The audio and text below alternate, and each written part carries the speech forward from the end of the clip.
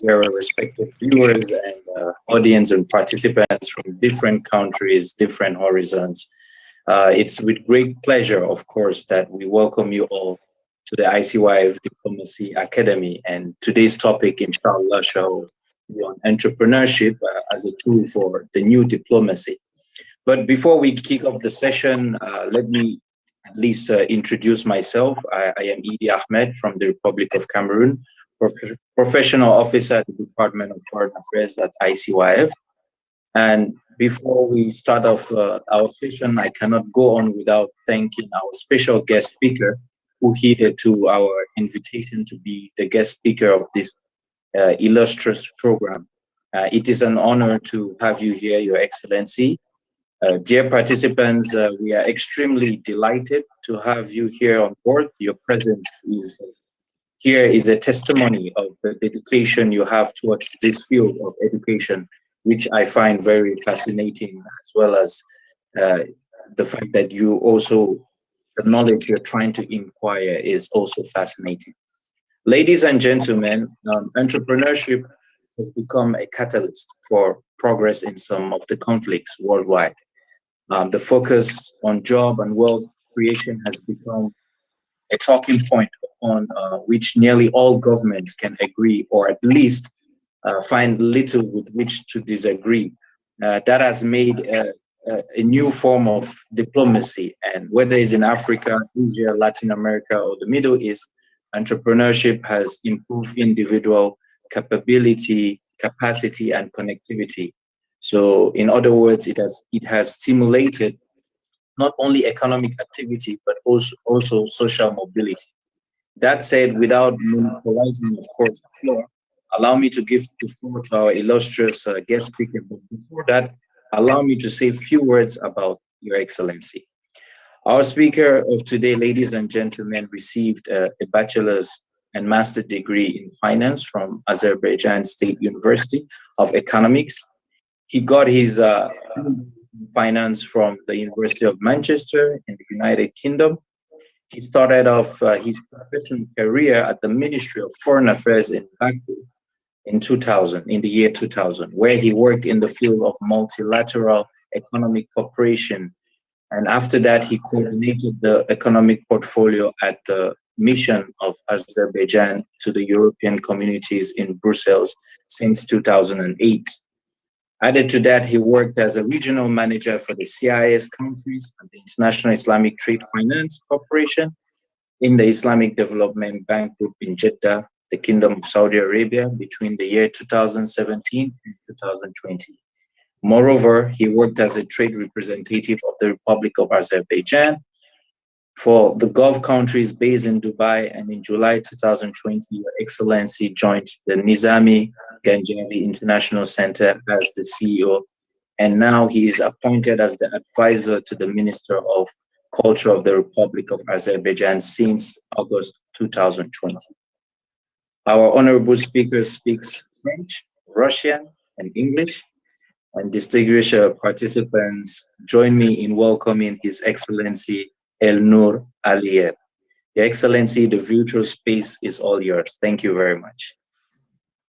Thank you very much. Let me start by appreciating the Islamic Cooperation Youth Forum for this opportunity. I think you are doing a very important job. OIC member countries, specifically young generation, need this type of forum where they can get update on what's happening on the global affairs, both from the diplomatic and the international economic and the trade point of view. Thank you very much, Mr. Ahmed, for introducing me, for a very kind introduction. My presentation basically is the reflection of maybe my career path, because as you have mentioned, I have spent or I have served 8 years as a diplomat. Half of it I was in Brussels. Then in 2008, I moved to the Islamic Development Bank, and I stayed there almost for 9 years. And I considered it one of the most beneficial periods of my career. I was really deeply involved in Islamic finance and Islamic banking. It's a very enriching exercise in understanding the economy, understanding the international trade, and in understanding the very importantly international investment. And then as you have mentioned, I have served also as a trade representative to the Gulf countries.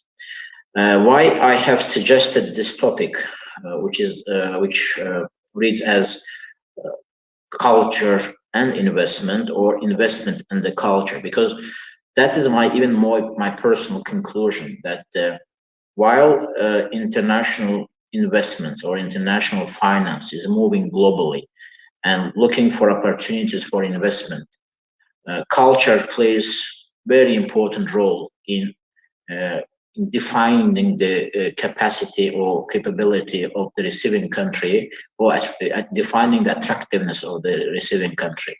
That's why I suggested this topic, and I think that this is directly linked to the growth opportunities that are opening up for our countries. And I believe that as Islamic organization, as the countries which are uniting the very specific culture, we have a lot of things that we can capitalize on to make our countries much more attractive. Because I will develop on it in more detail in my presentation. So I will start by since I'm currently CEO of the Nizami Ganjavi International Center, maybe I would just mention a couple of words. Who is Nizami Ganjavi, and what is Nizami Ganjavi International Center? Nizami Ganjavi is the Azerbaijani philosopher and poet who lived back in 12th century. He is very famous for his innovation, his pioneering attitude to the human nature.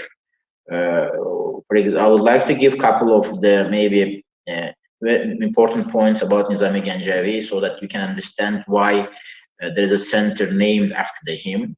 For example, all of us, I assume, know the story of Layli and Majnun, very famous story in the Middle East. So Nizami Ganjavi is the one who first put this story on the paper, and he has done it just sitting in his city, which is Ganja.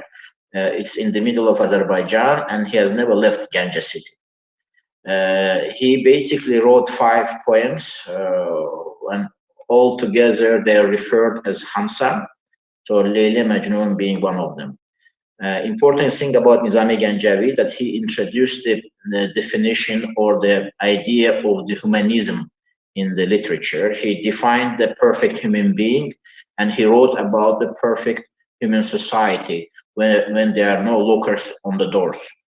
So this is just briefly about Nizami Ganjavi. So, but I would like to now turn to my presentation and start the presentation itself. So why can we have the presentation on the screen, Ahmed?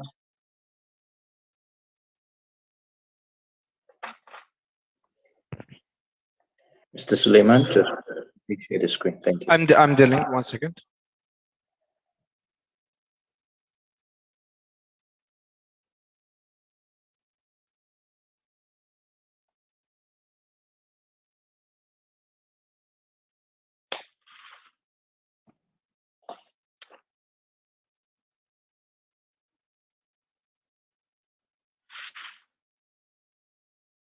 Am I managing the presentation now?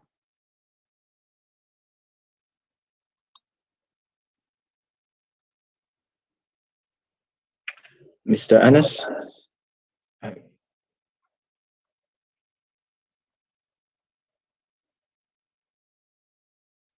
You are now, sir. Okay, let me try. Oh, it works. Yes. So culture and we're skipping it too fast, right?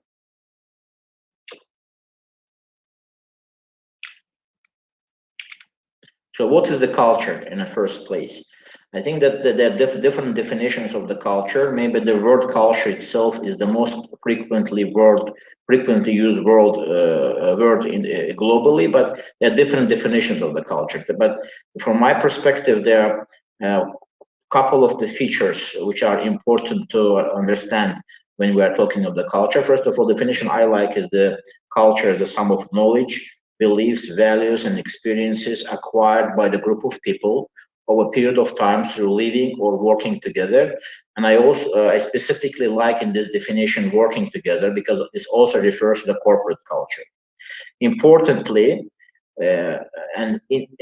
from the practical point of view, culture is the pattern of behavior, but pattern of the behavior based on the values and the beliefs that again developed over time in a particular society. Culture is also collective programming of the mind.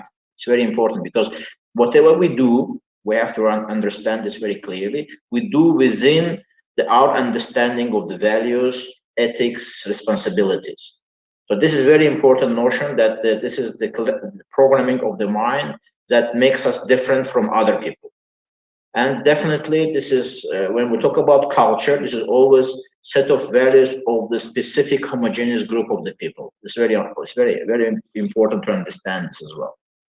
So why we're talking about culture when I think I cannot move the slide.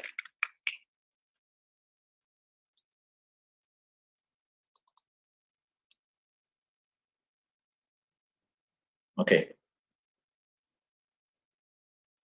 So why we're talking about culture when we talk about the FDI, and I'm using a couple of acronyms here. FDI stands, as you may know, for the foreign direct investment.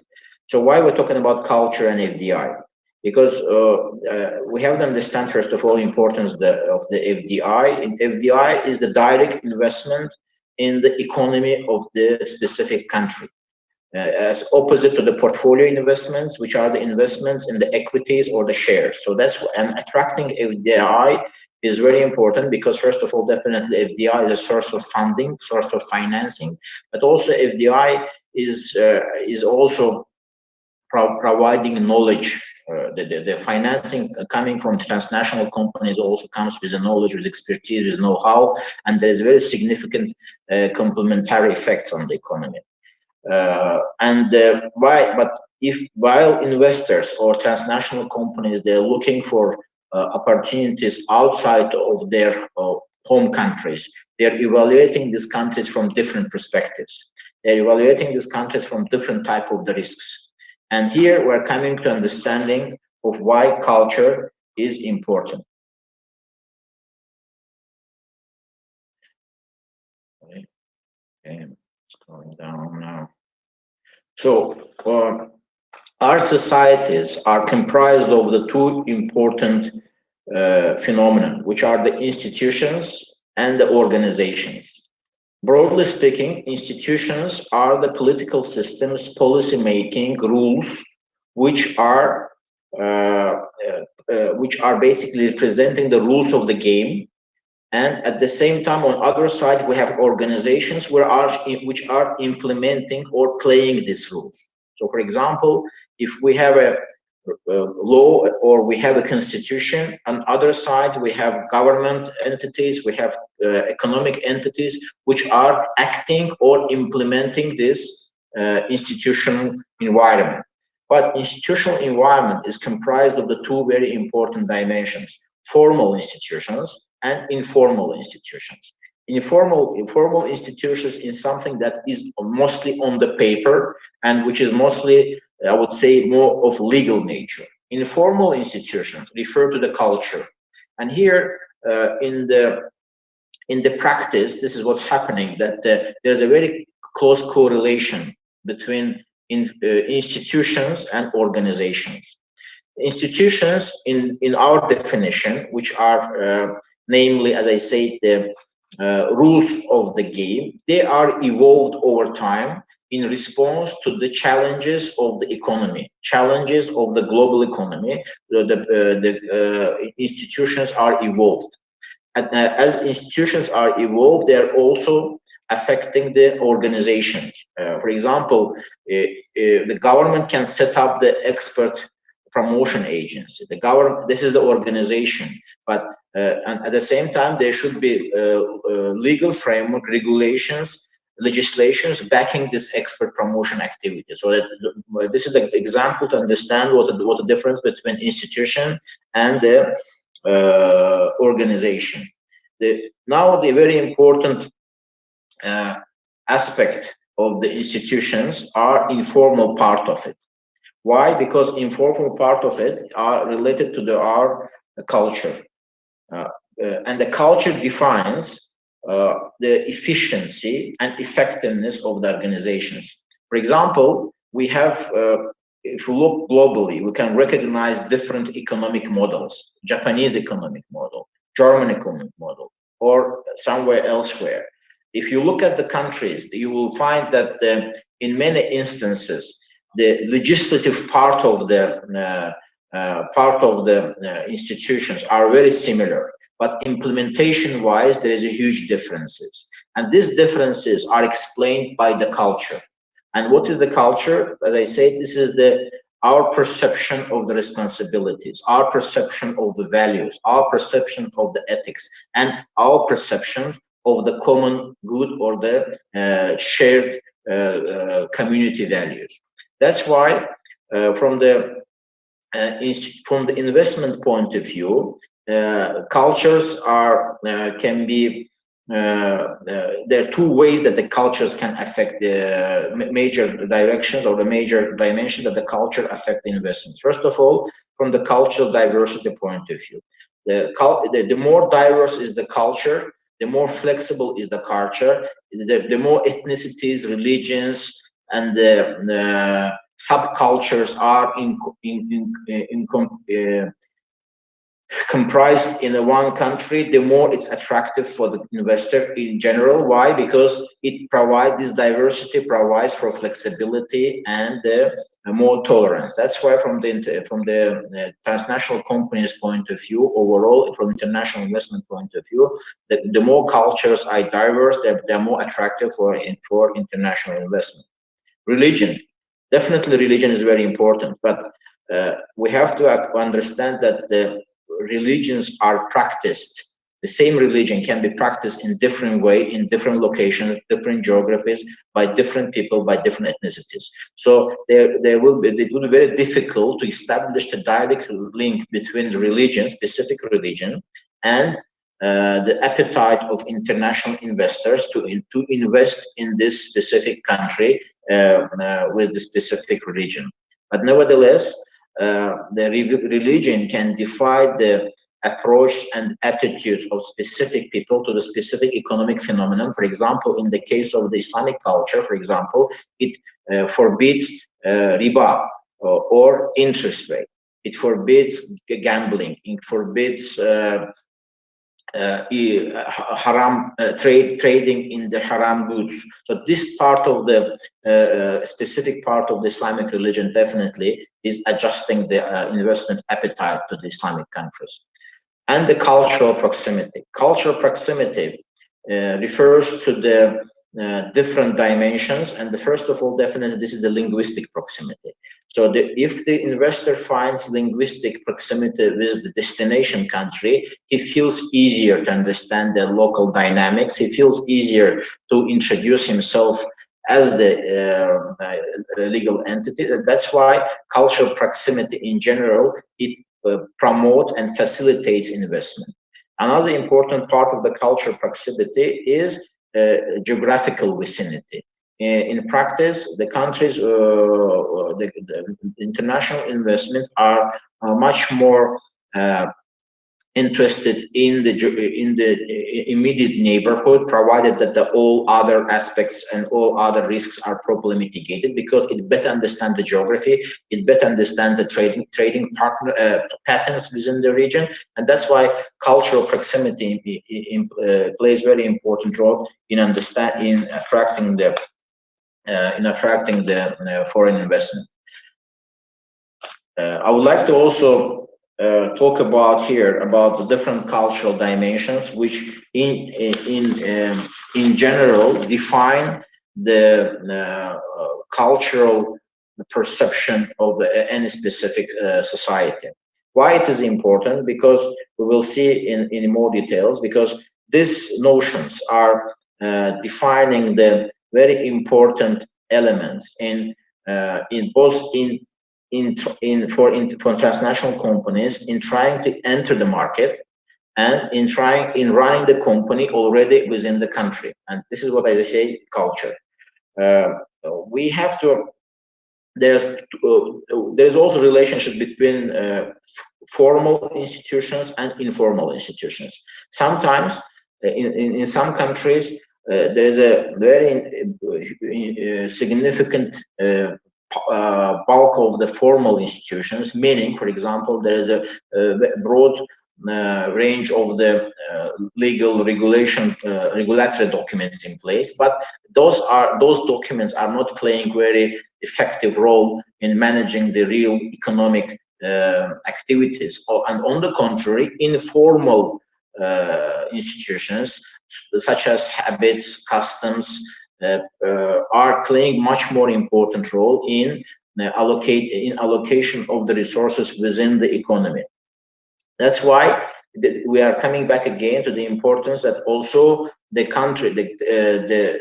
different countries can possess same type of the formal institutions, meaning same type of the regulatory legislative framework, but they can be huge difference in terms of their recording the success in implementation of those documents. So we're coming back to those cultural dimensions, which in my view, they define to the greater extent how the informal institutions will function and how organization will function in a given society.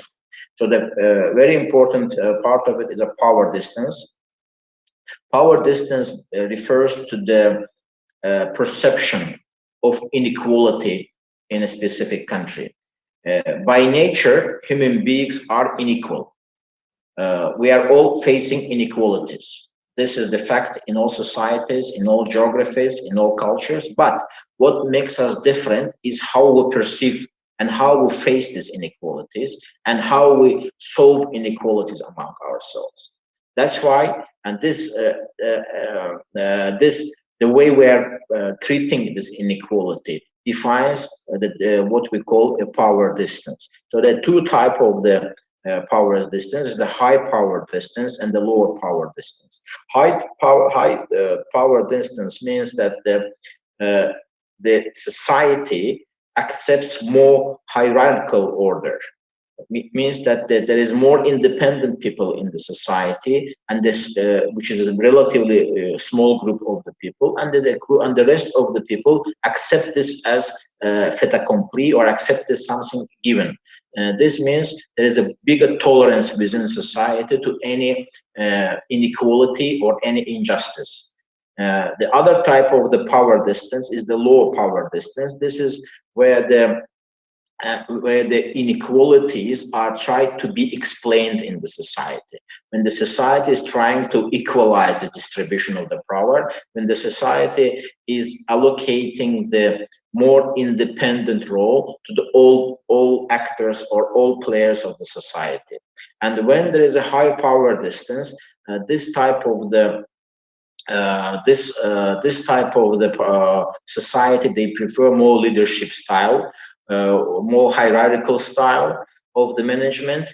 Low power distance, they are more consensual looking type of the society. From the international investment point of view, specifically when the investment is looking for the cheap manpower resources or for the natural resources, they would prefer society with a high power distance, which will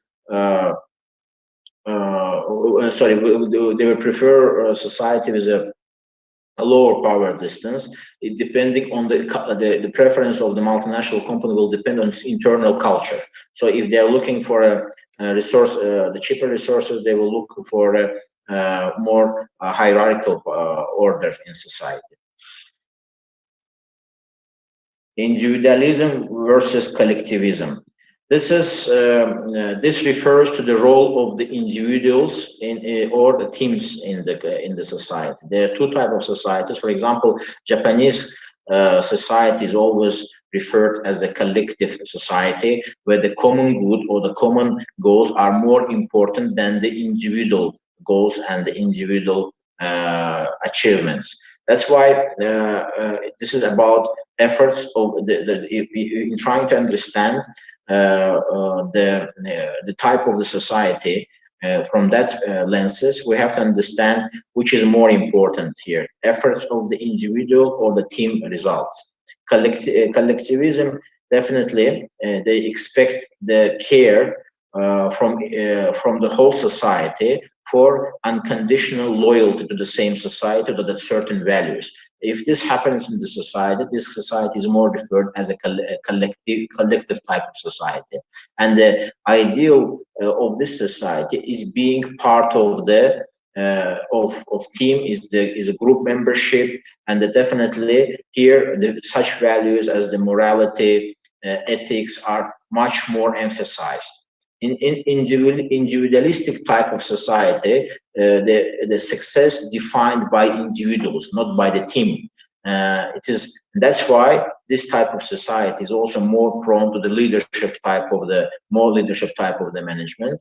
And from the international investment or transnational companies' point of view, definitely, if you are looking for the individualistic societies, will be more competitive, more manageable, and that's why the transnational companies would prefer more individualistic societies.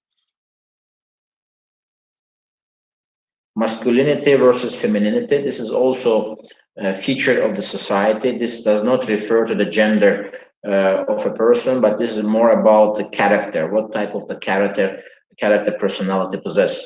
So masculinity refers to the features which underline heroism, assertiveness, authority, success, reward. It's much more competitive. It is success driven. The success is definitely expressed in tangible results, where the reward is material, reward is financial. This type of society, and these values are generally recognized by society. So this type of society is more masculine type of the society. The femininity type of the society is where the dominant values is about modesty. There is a propensity to agreement.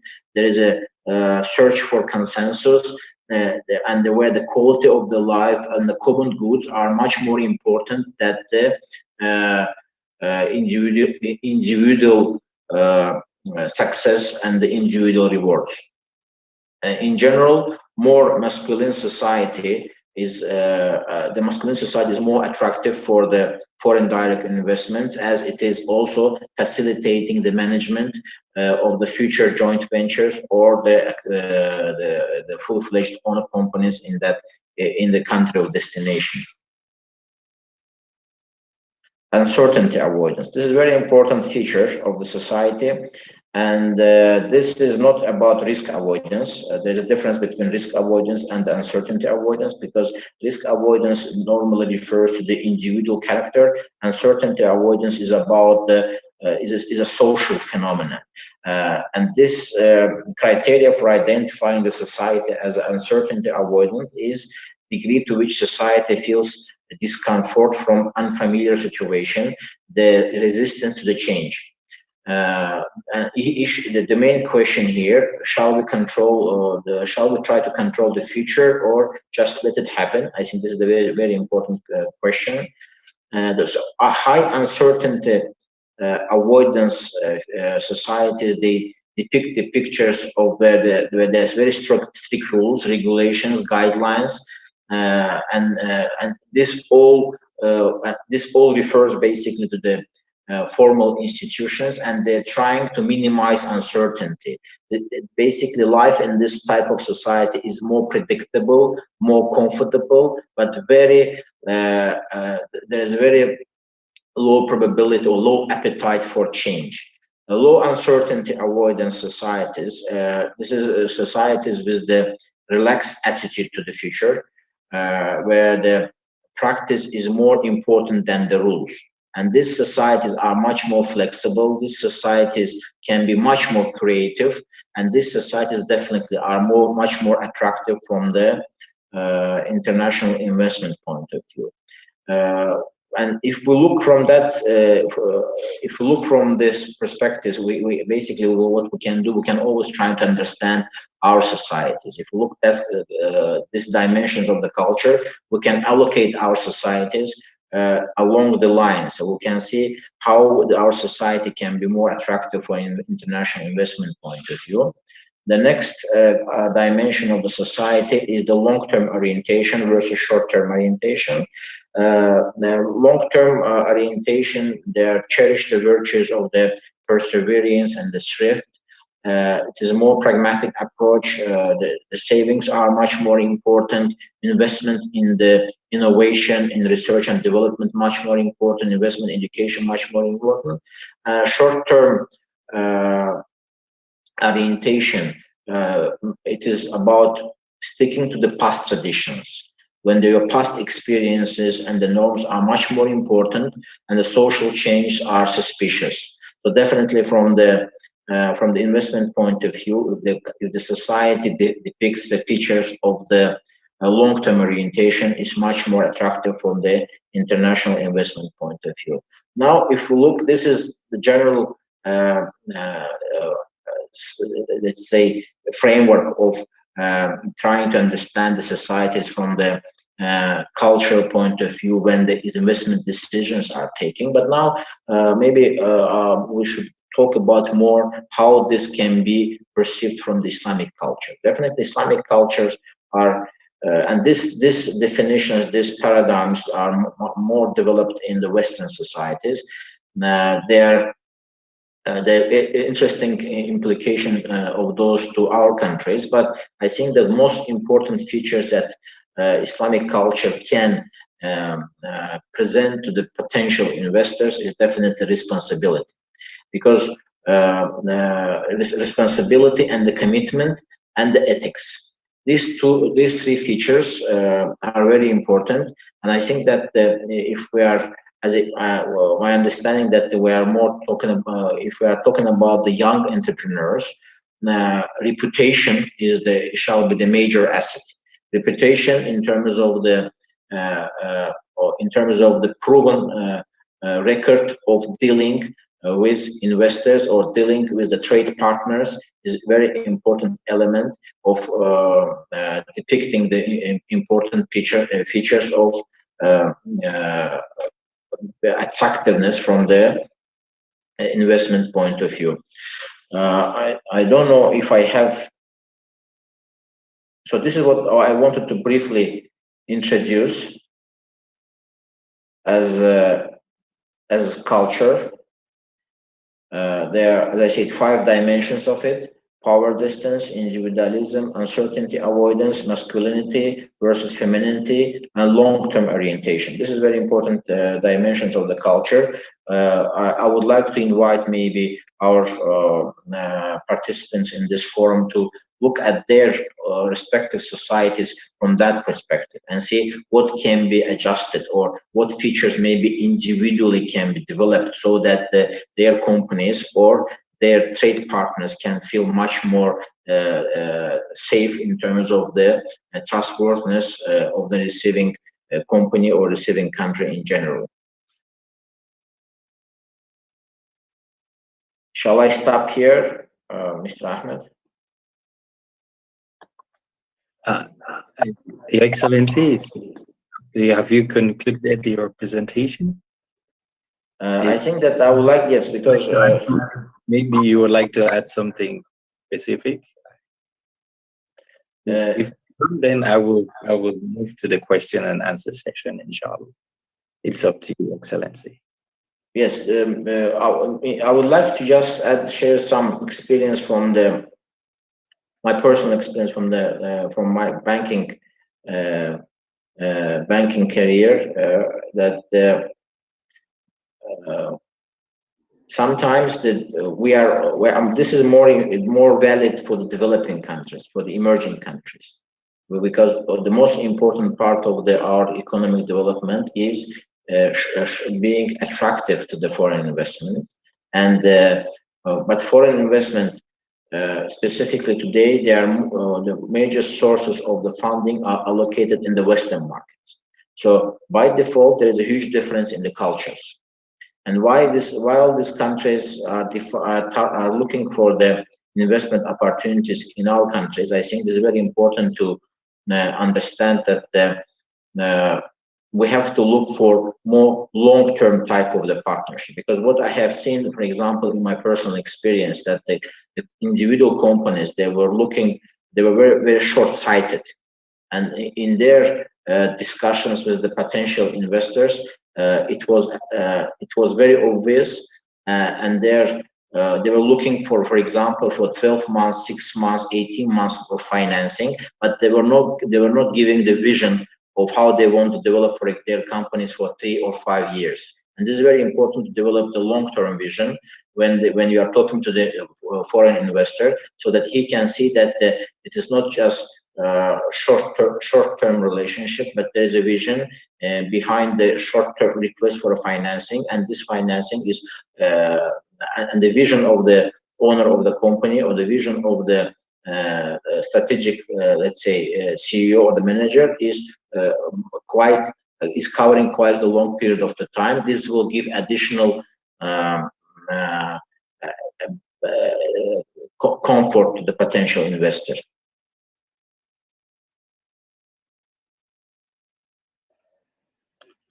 Thank you very much, Your Excellency, for this brilliant and insightful presentation on investment culture. We did actually take a lot of notes, mashallah, and many people are already writing questions in the chat box. So I think this is going to be a very engageful discussion. So just a little wrap up in 30 seconds. Of course, culture plays an important role in an economy, and the reason for it is humans are designed to be cultural. People tend to rely on their cultural brain more often than we probably prefer, and therefore developing a better understanding of people's cultural inclination is quite important, whether talking about the society at large or the nature of the economy of a specific society, as well as the global economy. And we took down our notes here, and the cultural dimensions and the cultural proximity is definitely something we should take into consideration about attracting foreign investment. And alhamdulillah, I'm happy that I attended this session, because this is the first time I learned something on the cultural dimensions and power distance, especially the power distance, whether it's high or the low, how the high power distance depends on accepting the hierarchical orders, and it's dependent sur le fait accompli, like they say in French, and the lower power distance is more about it's more independent, and they give more role to the actors. So I'm not going to monopolize the floor, because we have so many questions in the box. So I'm just going to take a series of maybe 3 questions. I'll give Your Excellency the floor then to answer, and then we'll see if we have enough time to answer the other questions. So for the first question, I would like to take Mr. Habibullah Salman from Pakistan. He's asking, what is the role of investment in diplomacy as a political instrument? That's the first question. I will read 2 more, and I'll give you the floor, Your Excellency. The second one is from Miss Aisha Ali from Nigeria. During the COVID-19 pandemic, there has been a serious increase in interest to cryptocurrencies among the youth. Do you consider cryptocurrencies as an investment tool? That's the second question. Your Excellency, if you would like me to repeat the questions, I will be more than happy to do that. If you may repeat, please, the first question. Okay. The first question is, what is the role of investment in diplomacy as a political instrument? Investment in diplomacy? Yeah, what is the role of investment in diplomacy as a political instrument? So if you want, Your Excellency, I can give you the floor. You can reply to this, then I can read the second question later on. There's no problem. Yes. Yes, please, I can start. I think that diplomacy is very essential for safeguarding and protecting the national interests. And political instrument, we're talking about international relations, I understand, because we're investing in diplomacy implies international relationship. Definitely, you see that what's happening nowadays, from my perspective, that diplomacy is becoming more close to the marketing department of the transnational companies, specifically for relatively small countries.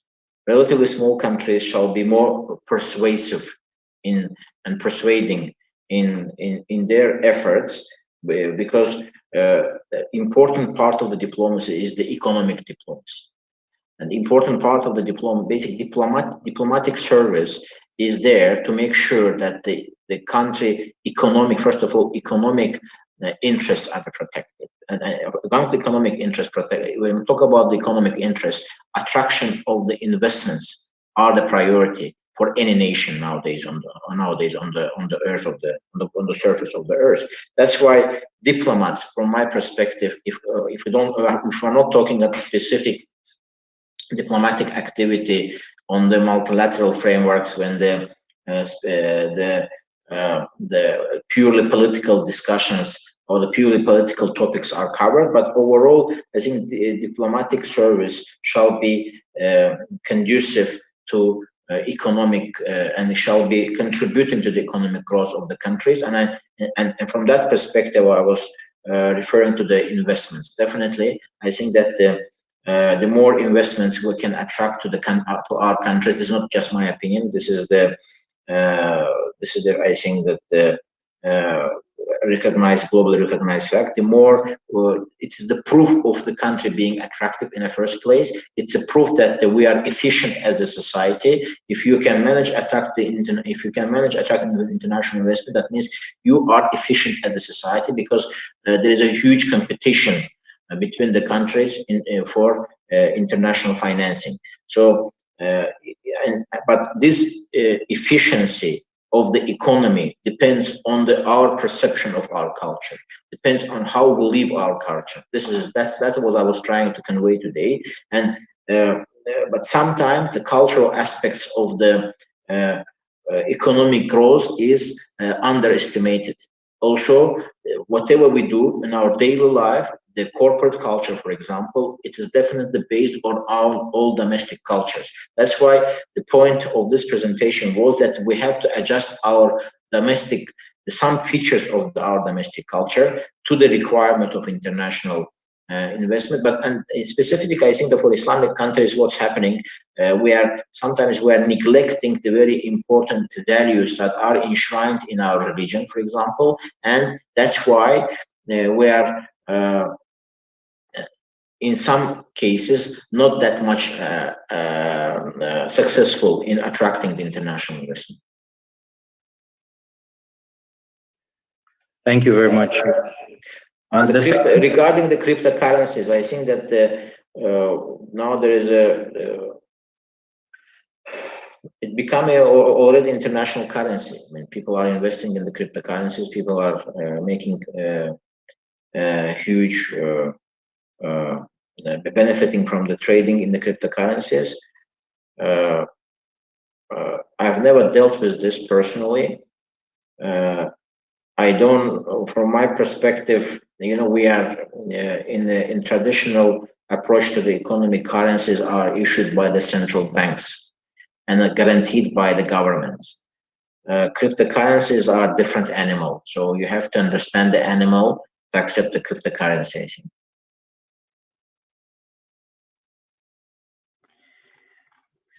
Thank you very much, Excellency. We have another question from Murtaza Faye. He's asking, considering your long-term experience in Islamic development, what kind of investment should be encouraged for empowering the youth in the OIC geography? What kind of investments should be encouraged to empower the youth in the OIC geography? This is the question from the Islamic Development Bank point of view, or overall? Overall, excellent. I think that the youth shall invest in education. Today's there are a lot of opportunities to invest in education. I mean, they have to, first of all, we have to understand that the more important part of the investment is our time. So where we are spending our time, how we are handling, how we are managing our time. This is very important. Today, education, due to the availability of the internet, is so much available. You can be sitting at your room in your house, and you can do huge progress in terms of the self-development, in terms of the learning different languages, for example, or even you can apply to the universities, globally recognized universities, just sitting at your place. I think that the investment-wise, I would advise used to really invest in education. From the business point of view, as I said, if somebody wants to try in a business, I would advise them first of all to try themselves in a trade, in trade in the physical goods, because this will give a clear understanding if you can manage the commercial activity. And I really admire the people which are successful entrepreneurs, because they are taking huge risks. They are, they are not looking for salaries. They are looking for a profit, and the profit is almost much more risky than the salary. Salary is the fixed. The profit comes with the risk. So people which can successfully manage the risk and they make profit, I think those people which shall be really respected. And as we know, trade is activity which is permissible and appreciated in the Islamic culture. So that's why I think that we have to, and the trade is the basically defines who successful traders or the trading countries are managing the world, basically. Thank you very much. I would like to read another question from Ms. Balkis Amira. Does the cultural differences between people affect the quality or success of investments, and how can we overcome such differences? Thank you. That was I was trying to convey, that the cultural differences affect the decision of the investor to invest or not. And there are different type of the dimensions of the how we can differ in our culture.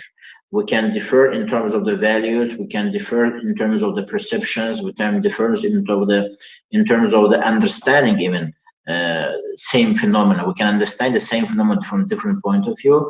But if we are talking about the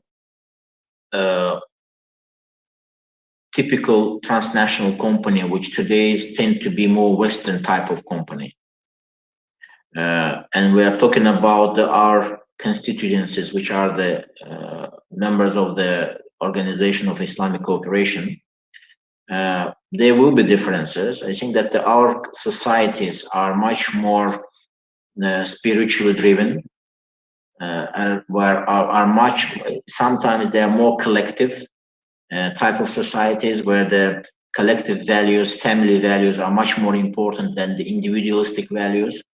Where societies where, for example, for the sake of the family, somebody can reject traveling abroad for a reason, not abandoning, for example, the family. Somebody can compromise his personal interest. So this is the different type of the culture sometimes, and this differences in the culture can be very important in explaining why sometimes we are not successful as the recipient country, or the investment recipient country. I think that if the priority, and we have to decide what is the priority. If the priority is to attract investment, we have to understand the culture of the donor country, in that case, which country which is coming to invest. So you have to understand their culture. You have to understand what they're looking for, what type of the relationship we're looking for, what type of the language. So I think that one of the common elements of understanding the donor country, that everybody is speaking English now. I think this is a very good example how we're trying to attract investments, because everybody, I mean, not the trying to speak English is the common phenomenon, and this is reflects the directions of the investment. This reflects that it's investments in a much broader term, investments in the personal life, investments in the business, investment, and the opportunities for self-realization. I think it's linked to the more to the Western societies, and that's why one of the very important elements of the culture is the language. And nowadays, I think that all of us are adapting this, and we are studying English language, and we are trying to be competitive through speaking English. And the language gives us liquidity, or make us more liquid in a global competitive environment. Okay, I will take the last two questions and we'll be closing the session. So, Your Excellency, we have a question from Ms. Mariam Hassan. She's asking, how would investment shape cultural patterns and differences? Is it possible for nations to integrate their cultures by investment affairs? How investment can shape cultural patterns? patterns? Yes, cultural patterns and differences. Is it possible for nations to integrate their cultures by investment affairs? I think investments are definitely changing, because culture is changing over time. You know, I talked about the institutions and organizations. So institutions are part of the institutions are informal institutions. This is our culture, and organizations are the implementers of the rules. So as we are getting international investment, we're adapting our culture. This is an ongoing process.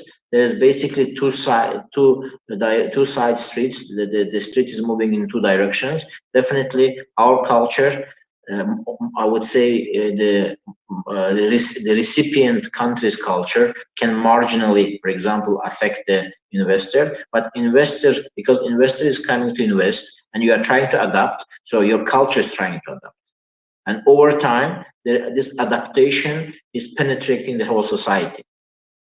And sometimes this is a good, I have to admit, and sometimes this is not that much desirable, because what makes us different is our cultures.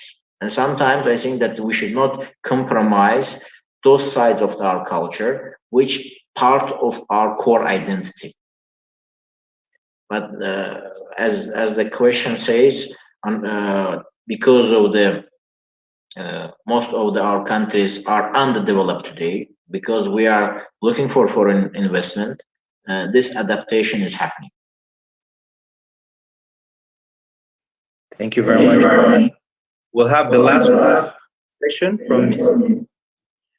She's asking, the financial interactions between countries should transcend diplomatic relationships. If two countries are in a diplomatic conflict, is it inevitable for investment to be halted, to be stopped?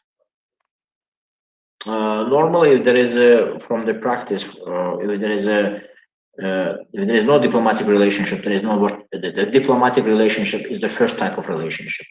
Diplomatic relationship precedes economic cooperation. This is general practice. I don't know the cases where it works other way around, but normally diplomatic the establishment of the diplomatic relationship is a prerequisite of the economic cooperation, and definitely of any trade or investment relationship. Thank you very much, Excellency, for replying to all these questions. And the participants are asking if it's possible to have the PowerPoint presentation from your side. That would be very helpful for them. And we can share. Yeah. Yes. So they are very grateful and thankful for your presentation. And us on the behalf of ICYF, we are grateful and would like to thank you for responding to our invitation, and thank you for giving us highlight on enlighten us on this topic, which is very important for our current affairs. I would like to finish my remarks by Mr. Ahmed, I can see I see a very interesting question here. Can I read it? Please, sir. Please. How can we encourage and ensure that Islamic finance is acknowledged and known by the youth and all the societies in our countries, especially when the new dream of the capitalistic startups and enterprises? This is Isra Habib Ahmed Maktoum. Yes. This is a very interesting question. Yes. You know, I attended many programs on Islamic finance. And the common question was how, so the question basically relates to the issue how Islamic finance can compete with the conventional finance. Because when we're talking about recognition of Islamic finance, we mean the issue here, how we can make it more competitive. Difference between Islamic finance and the conventional finance, that the Islamic finance in its pure form is required tailor-made solutions. Islamic finance, there are two type of the transactions that can happen in Islamic finance, globally speaking. This is trade type of the financing and equity or equity participation or mudaraba type of financing.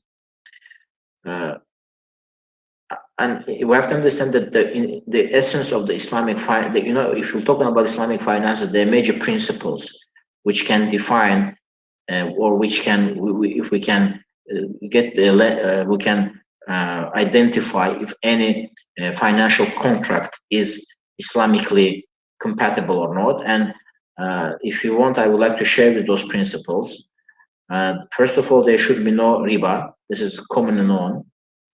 That means there should be no interest involved in a financial contract, but there are much more important criteria, which is, for example, there should be no uncertainty in the contract. There should be no, the contract shall be always win-win. That means the gain of one part of the party of the contract shall not be at the expense of the loss of other part.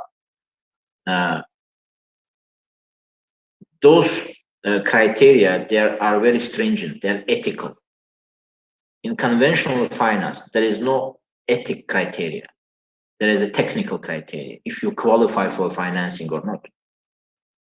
That's why I think by default, if you put ethics at the table, and if you are trying to compare ethical financing or the financing which has ethical dimension in it with the financing which with the financing which only have monetary dimension, definitely that will not be that much competitive by default. So that's why it's like comparing, if you don't believe in haram and if you find meat which is not halal cheaper, definitely you will buy it, and nobody can persuade you that you cannot buy cheaper because it is haram. So from my personal perspective, if you are putting principles, ethic principles in financing, you only those which are appreciating these principles can accept this financing, because otherwise you will be talking about mathematics. What is cheaper? So that's why I think that making Islamic finance recognized, Islamic finance is already recognized. I think what we have to make, what the recognition, we have to look for the principles, not for Islamic finance. Once there are more people understanding these principles, that any type of the relation shall be based on ethics, then Islamic financing may be more competitive or more widespread. But by default, I think that we are comparing different animals. We are comparing, you know, it's like you're comparing a fighter without rules, and you're making him to fight with somebody which are applying some rules. It's very difficult to fight, very difficult to be competitive. That's why I think that the priority should be making people, or making in general international more people international understand the principles. In that case, they will understand that the contract, for example, shall definitely be win-win. The contract cannot imply that you win when I lose. And this is very typical contract. For example, options in financial terms, options, or any gambling, for example. If you are playing in casino, this is the contract, and that there are two possible outcomes: either you win or the casino wins. But for you to win, casino shall lose, and for casino to win, you have to lose, for example. So those very similar, very simple principles. I think we have to spread the principles of ethics. In that case, Islamic finance can be more widespread. But again, it's about in what you believe.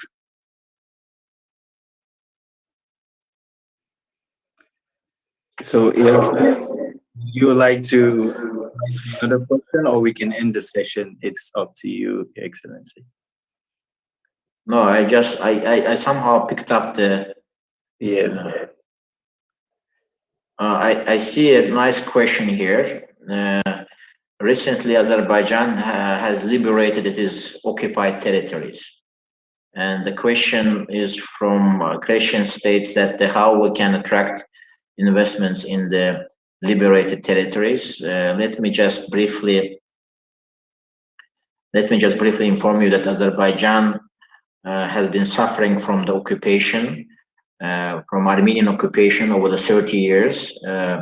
20% of the international recognized territories of Azerbaijan has been under Armenian occupation for 30 years. But last year, finally, and I have to add that there were 4 Security Council resolutions demanding for immediate withdrawal of the Armenian troops from the occupied territories, and Armenia neglected these 4 Security Council resolutions for almost 30 years. And the last year, in October, in 44 days, Azerbaijan has liberated its lands, implemented the UN Security Council resolutions, all 4 of them. And this is unprecedented because it's the first time maybe in the history when the oppressed re-established its rights internationally by its own. So now these territories shall be rehabilitated because Armenians have destroyed everything which could have been destroyed. I have personally visited these territories. Also, it is very dangerous because there are more than 1 million mines, and these territories are as big as the Lebanon, for example. For you to understand, the territory under occupation was as big as today's Lebanon as a country. So imagine all the territories are filled with the tank mines and all type of the mines. So in the first stage we are exercising the demining, or we are busy with getting the mines out of the land. But definitely, I think the OIC is a good framework where through which the international investments or the OIC countries' investments can be attracted in the liberated lands. And this is very beautiful lands. This is very full of the history, full of the culture. It's a mountainous area. So I hope that in the very near future we will be completely out of the mines. And I have to add that the Armenian side is not providing the mine maps, which complicates the job, but nevertheless, we will definitely do it. And I think that maybe we can organize the conference somewhere in the liberated land, so the OIC youth can see by their own eyes the destruction. What Armenians did, they did not save any cultural monument. They did not save any masjid.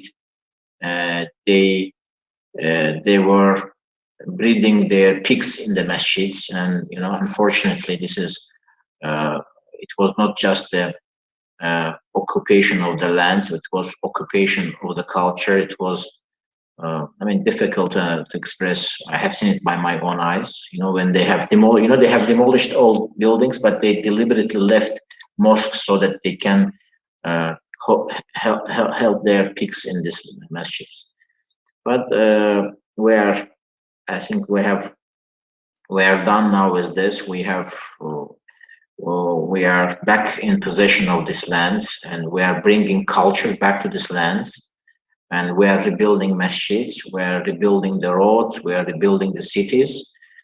This is very fertile lands, full of rivers, very beautiful places, and I hope that each of you will have an opportunity in your life to visit Azerbaijan in general, and to pass by these lands as well. Baku is a very beautiful city. I don't know if any of our dear participants have ever been to Azerbaijan, so I would like to invite them to Azerbaijan. And once you are in Baku, I think it's very short trip. It would be a very short trip to the liberated lands. It's just 3 or 4 hours of driving, but you will get what they call heaven on the earth. That's what they call Karabakh, or the liberated territories. I think that now the government is putting significant efforts so that the liberated lands can be developed, and we have almost 1 million refugees which escaped these lands during the occupation. So the plan is, and the peace people want to get back to their lands, but unfortunately, I say there is nothing left. There is no stone on the stone, as we say, left. So we are rebuilding, we are rehabilitating this. We will recover our lands, and we will make them back part of the Azerbaijani economic life, cultural life, and we will be glad to welcome all our friends in any part of Azerbaijan. Prior to the last September, I would have to make a reservation here when I would have expressed my intent of welcoming you, except of the occupied lands. But alhamdulillah, today I can tell you, now we are ready to welcome you in any part of Azerbaijan.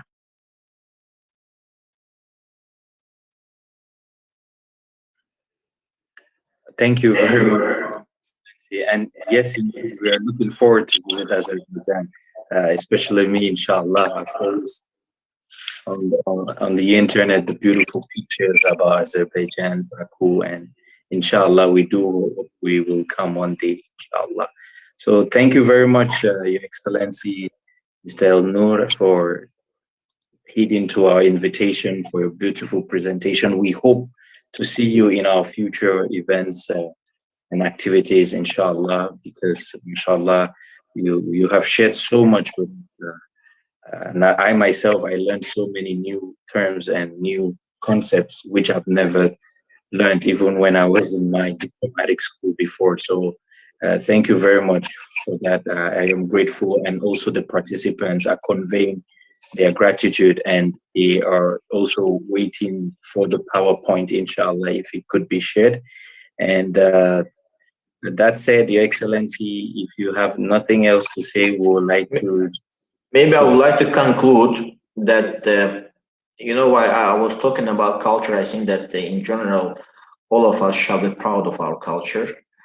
And we have to underline, maybe we have to rediscover those parts of our culture which made us much more successful, used to make us more successful in the past, maybe, because I believe we have a very strong, very genuine culture, but unfortunately, maybe the globalization or the recent history made us forget some elements of our culture, which can be very much in demand today in terms of building a confidence as our own nation, in terms of the building country itself. And among those values, which I think that maybe not fully shared, is the value of responsibility, value of the commitment, and being proud of ourselves, being proud of our countries, and being proud of our common culture. And this I would like to refer to the first question. I think it's very important to keep studying. It's very important to keep reading. And today there is nothing easier than read, because good side of this globalization that now you can get anything online. And this is a matter of the being lazy or not. I would like to encourage everybody to feel responsibility in front of their own countries, families, societies. And when this responsibility comes, we can change our society for better. Absolutely. Thank you very much. I appreciate your time. Thank you so much, Excellency. And I would like to wish you a very good and lovely evening. Thank you so much. And may God bless you and see you soon, inshallah. Thank you very much. Thank you. Bye-bye. Wa rahmatullahi wa barakatuh.